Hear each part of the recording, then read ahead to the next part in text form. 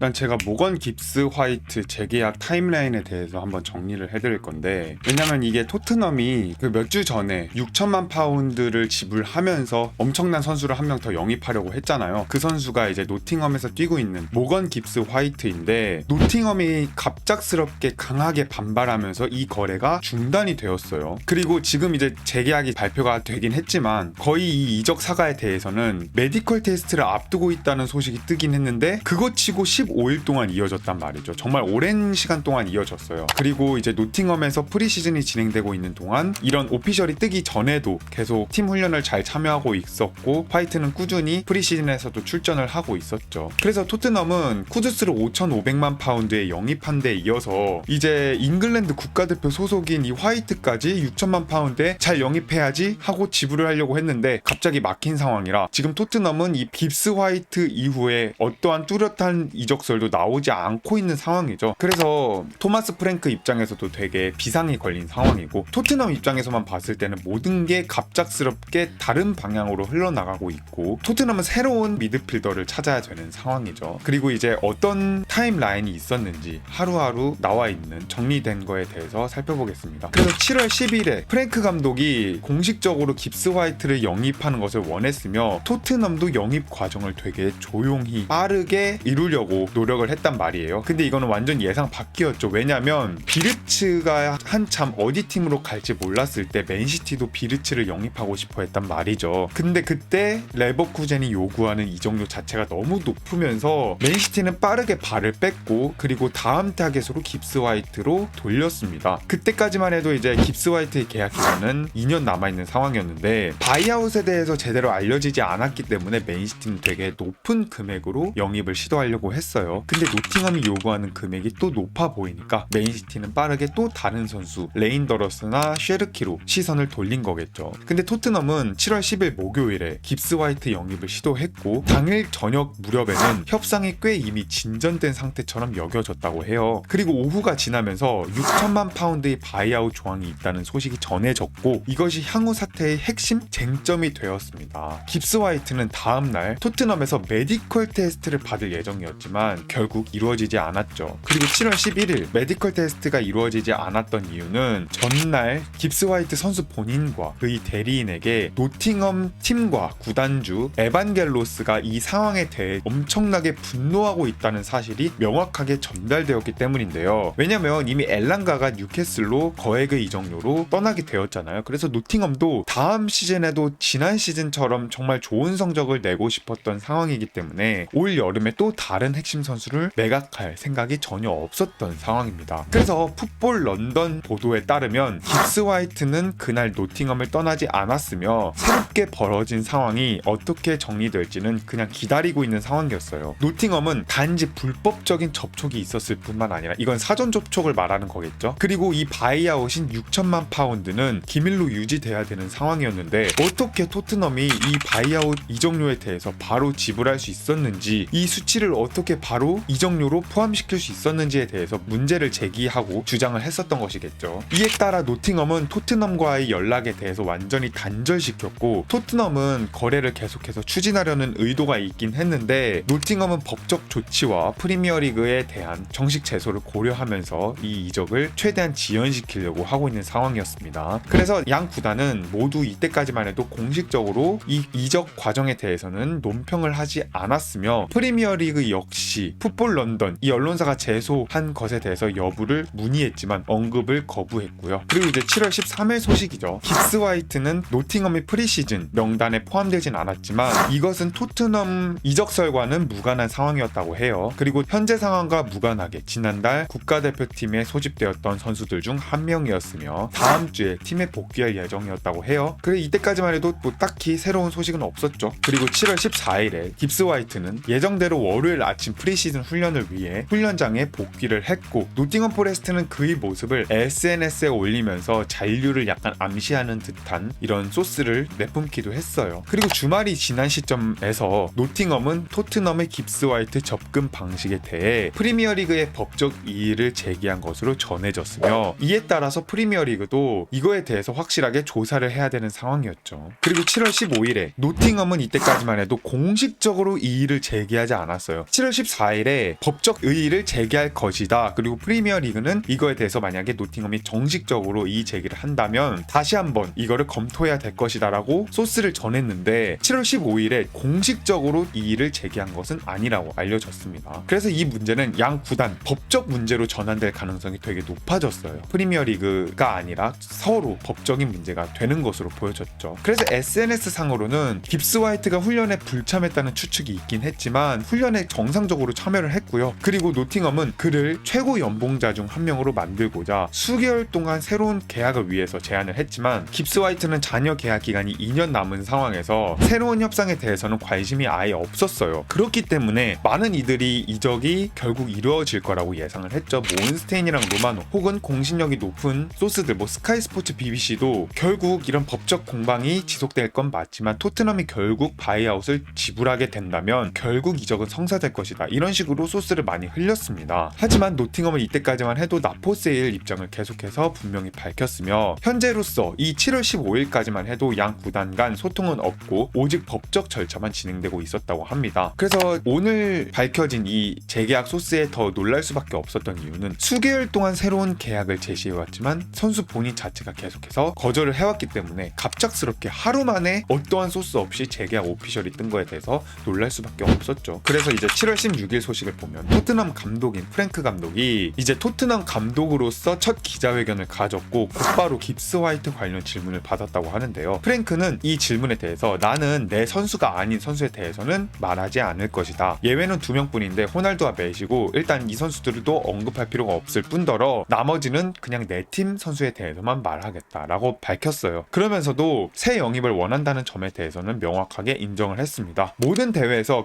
경쟁하려면 경쟁력 있는 스쿼드가 필요하다. 현재 스쿼드도 흥미롭고 클럽은 시장에서 적극적으로 다른 선수 영입을 위해 움직이고 있는 상황이다 라고 밝혔습니다. 그리고 같은 날 노팅엄은 토트넘과 깁스 화이트 에이전트 양측에 법적 통지서를 보냈고 그들에게 의무를 상기시키면서 프리미어리그 규정 및 선수 계약 위반 내용을 명시했습니다. 그리고 이제 7월 17일 소식이죠. 이 사태가 이제 계속 되고 있었으며 깁스 화이트는 포레스트 소속으로 모나코전 전반전에 출전을 했습니다. 그리고 이제 전반전 종료 후에 팬들에게 박수를 이렇게 보냈고 손으로 이제 하트 모양을 만들면서 팬들의 응원에 답장을 했죠. 그리고 이제 팀 동료 올라 아이나는 깁스 화이트에 대해서 화이트는 현재 프로페셔널한 태도를 계속해서 보여주고 있다. 내가 자세한 이적 상황에 대해서 알고 있는 건 아니지만 그가 여기 있고 훈련을 했고 평소처럼 훈련에 열심히 프로페셔널하게 임하고 있다. 우리는 모두 프로 선수이며 지금 화이트가 하고 있는 일도 자신이 프로 선수인 것을 알고 있기 때문에 그것을 하고 있는 것이다 라고 말하면서 되게 옹호를 해줬죠. 그리고 포레스트는 이틀 뒤에 포르투갈 훈련 캠프로 출발할 예정이었고 특별한 변화가 없다면 깁스 화이트도 동행할 것으로 보였어요. 그리고 7월 19일 깁스 화이트는 포르투갈행 비행기에 오르지 않았지만 이거는 이때 막 많은 이야기들이 나왔어요. 뭐 이제 토트넘과 계약 협상을 하고 있는 게 아니냐 이런 말이 있긴 했지만 이거는 이적 문제와는 무관했고 결격 사유도 구단에게 명확하게 전달된 상태였습니다. 그리고 전날 그 약혼자가 인스타그램에 조금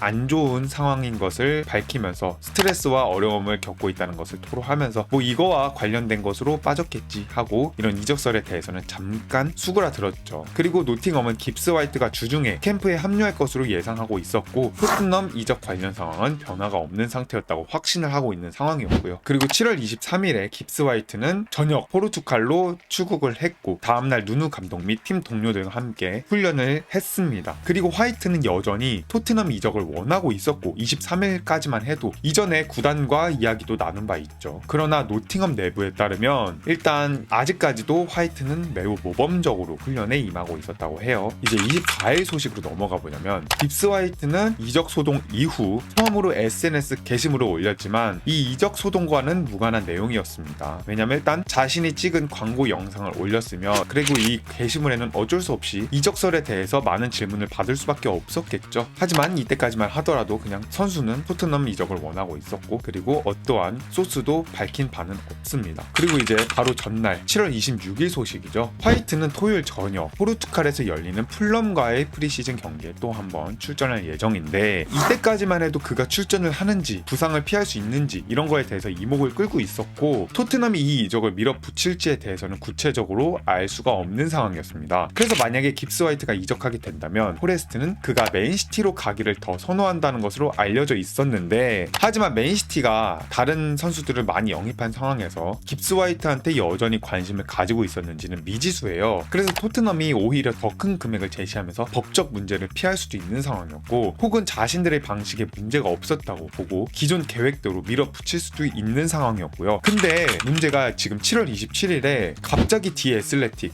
오피셜로 떴죠. 재계약이 발표가 되었어요. 일단 깁스 화이트가 2028년까지 새로운 계약에 체결을 했고요. 이거는 노팅엄 구단 역사상 최대 규모의 계약이라고 표현이 되었습니다. 그리고 디 애슬레틱이 불과 7월 10일까지만 하더라도 토트넘과 깁스 화이트는 메디컬 테스트가 진행될 예정이다라고 보도를 했고, 그리고 언급했던 것처럼 7월 20일 때였죠. 혹은 7월 21일까지만 하더라도 깁스 화이트가 꾸준히 토트넘행 혹은 다른 팀행을 원하고 있는 상황에서 갑자기 이 재계약 오피셜이 발표된 거는 너무 놀라운 사실이었어요. 어쨌든 재계약이 성사가 되었고, 깁스 화이트는 계약 연장 직후 이렇게 말을 했다고 해요. 노팅엄 포레스트에 온 순간부터 나의 집처럼 느껴졌다. 그리고 구단 내 모든 이들의 지지는 믿기 어려울 정도로 놀라웠다. 우리가 만들어가고 있는 프로젝트를 믿고 있는 상황인데 구단주의 후원과 막대한 야망이 있는 걸 나도 알고 있기 때문에 이 특별한 프로젝트에 나도 일부가 되고 싶었다. 그리고 앞으로의 미래가 노팅엄에서 너무 기대가 된다 라고 밝혔어요. 그래서 이게 진짜 너무 갑작스럽게 밝혔는데, 앞서 언급했던 것처럼 일단 노팅엄도 지난 시즌에 너무 좋은 성적을 기록을 했기 때문에 다음 시즌에도 어쨌든 새로운 시즌에 대한 야망이 있을 수밖에 없단 말이에요. 그래서 누누 감독에게 더 힘을 쏟아주고 싶을 거고, 근데 여기서 핵심 윙어 자원이었던 엘랑가까지 다른 팀으로 이적한 상황에서 깁스 화이트까지 빠지게 된다면 다음 시즌에 누누 감독이 어떤 전술을 가져오더라도 좋은 성적을 내기는 정말 어려웠을 거란 말이죠. 그리고 지금 챔피언스 리그까지 진출한 게 아니기 때문에 핵심 자원 S급 선수들이 노팅엄에 올지는 되게 미지수인 상황이요. 그래서 노팅엄 입장에서만 보면은 되게 잘 지켰다라고 말할 수 있을 것 같은데, 토트넘 입장에서는 너무 억울할 수밖에 없겠죠. 법적 사항에 대해서 노팅엄에서 선수 측과 토트넘에게 모두 보낸 거는 팩트긴 한데, 어쨌든 EPL에게 정식 제소할 것이다라고 했는데 공식적으로 제소했다는 말이 아무것도 없고, 거기다가 법적 제기를 할 거라고 했는데